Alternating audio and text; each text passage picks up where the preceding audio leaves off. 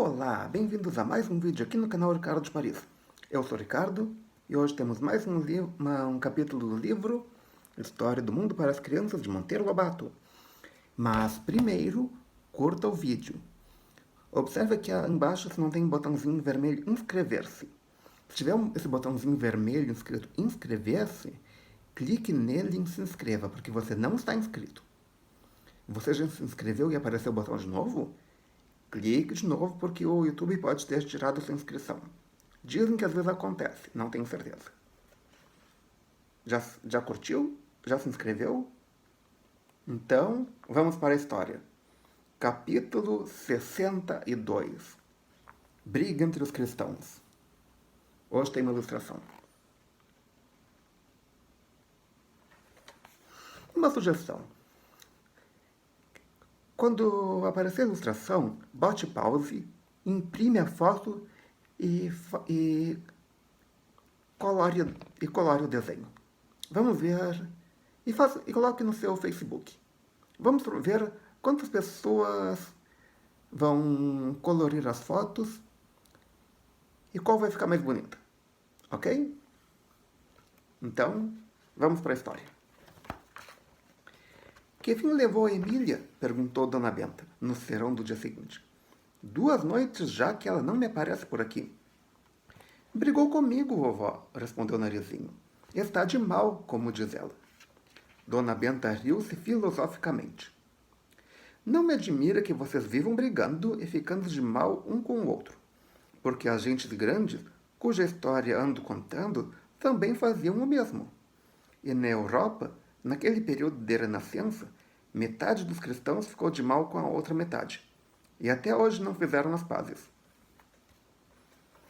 Conte isso, vovó, pediu a menina, ajeitando-se na sua cadeira, muito contente de saber que gente grande também fica de mal. Dona Benta contou. Realmente eles ficam de mal. A diferença é que as crianças brigam, ficam de mal e meia hora depois já estão fazendo as pazes e brincando de novo. Adultos, quando ficam de mal por anos, se brigam, se matam. Aí já sabe, né? Dona Benta contou. Até esse tempo, disse ela, na Europa só havia uma classe de cristãos, os católicos. Todo mundo era católico.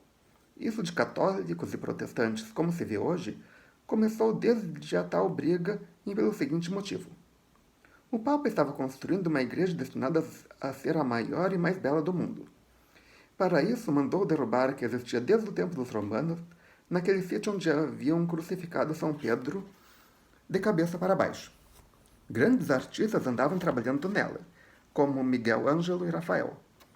Mas um monumento de tal grandeza exige muito dinheiro, e não havia dinheiro que chegasse. O Papa, então, mandou que os padres de todos os países fizessem aparecer dinheiro por vários processos.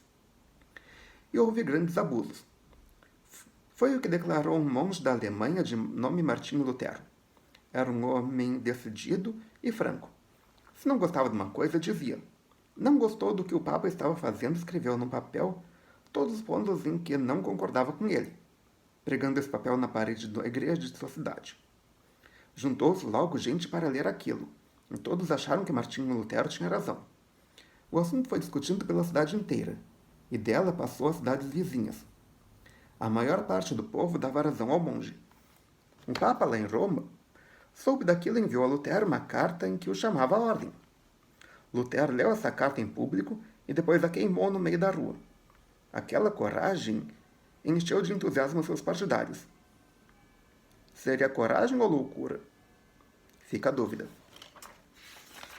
E começou a briga.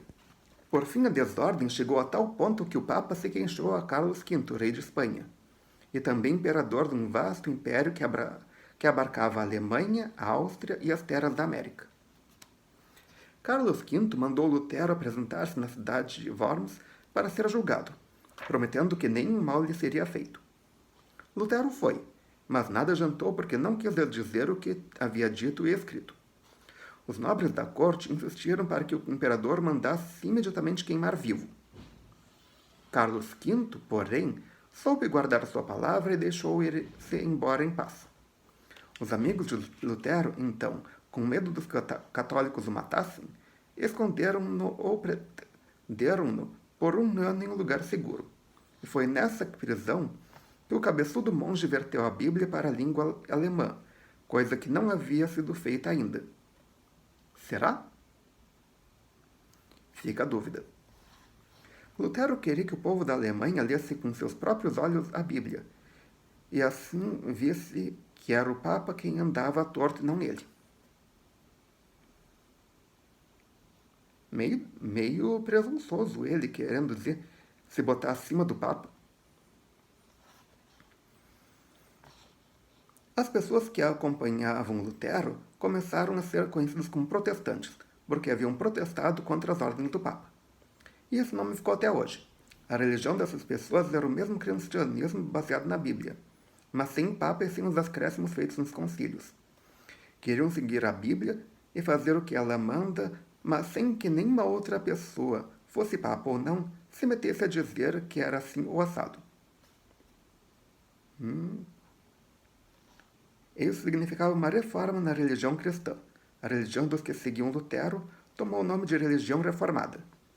Quando vocês ouvirem falar na reforma, já sabem do que se trata esse movimento, que depois dividiu os cristãos em dois grupos. Hoje uma pessoa pode ser católica e dar-se muito bem com a outra que é protestante. Naqueles terríveis tempos não era assim. Um católico devia ser inimigo de morte do protestante e vice-versa. Cada qual se julgava com a razão e, portanto, fazia guerra ao outro. Quer dizer que os maometanos iam ficar sossegados, observou Narizinho. Os cristãos, com certeza, passaram a matar-se entre si. Assim aconteceu, minha filha. A divergência foi piorando cada vez mais e acabou numa luta horrorosa. O que houve na Europa de católicos massacrados por protestantes e de protestantes massacrados por católicos é de arrepiar os cabelos. Parecia que os dois partidos tinham apostado para ver qual o mais feroz. O curioso, entretanto, é que a horrenda carnificina se fazia em nome de Cristo, justamente do homem infinitamente bom que passou a vida pregando amai-vos uns aos outros. Os cristãos agiam como se, em vez de amai-vos, Jesus tivesse dito: massacrai-vos uns aos outros. Tudo isso aborreceu tanto o imperador Carlos V que ele resolveu deixar o trono para viver sossegado no monastério de Yuste. Quando um rei ou imperador larga o trono, disse que abdicou. Carlos V, pois, abdicou, mas por livre vontade, porque há outros que abdicam à força. Esses são abdicados, vovó, caçou o menino. E nos outros países o que aconteceu? Varia. Uns ficaram com o Papa, outros ficavam com Lutero. A Inglaterra, por exemplo, passou-se para Lutero de um modo muito interessante. Era rei lá o famoso Henrique VIII. Pare um pouco, vó, disse Narizinho. Eu queria saber por que é que os reis são numerados. Porque o orgulho das famílias reais faz que eles tenham quase sempre os mesmos nomes, de modo que é preciso numerá-los, como se faz as casas para distingui-los uns dos outros. Esse Henrique VIII, por exemplo, seu nome era Henrique Tudor, mas houve antes dele 7 reis com o mesmo nome. Por isso numeraram-se, ficando este último 8. Mas esse Henrique Tudor, que era um fervoroso católico ao ponto de o Papa ter-lhe dado o título de defensor da fé, quis um dia divorciar-se da rainha para casar com Ana Bolena. Nesse tempo, só o Papa podia conceder um divórcio, de modo que Henrique se dirigiu a ele. Não, respondeu o Papa. Não acho que seja caso de divórcio. O rei Henrique ficou furioso. Disse que nenhum homem de outro país, fosse Papa ou não, tinha o direito de meter-se nos negócios da Inglaterra. Era ele o rei da Inglaterra e, portanto, não admitia que um italiano lhe ditasse ordens. Não obedeceria a Papa nenhum. E, d'ora em diante, seria ele mesmo o Papa da Inglaterra, isto é, o chefe de todos os cristãos ingleses. Fez assim Papa e concedeu o divórcio a si mesmo. O povo inglês teve de decidir-se entre Henrique VIII e o Papa italiano. Decidiu-se por Henrique VIII, e a Inglaterra, desde então, ficou sendo protestante. Esse rei, que tinha um caráter muito especial, era bastante decidido. Teve 2 filhas, Maria e Isabel. Amanhã veremos o que aconteceu a ambas. No nosso caso vai ser depois de amanhã, porque amanhã tem vídeo de guloseimas. ok? Se você gostou, clique em curtir. Adicione esse vídeo aos seus favoritos, compartilhe com seus amigos.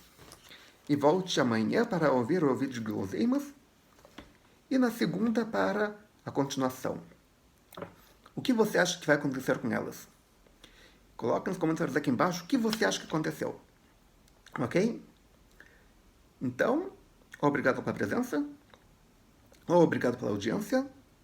Até amanhã com mais um vídeo e melhor possível.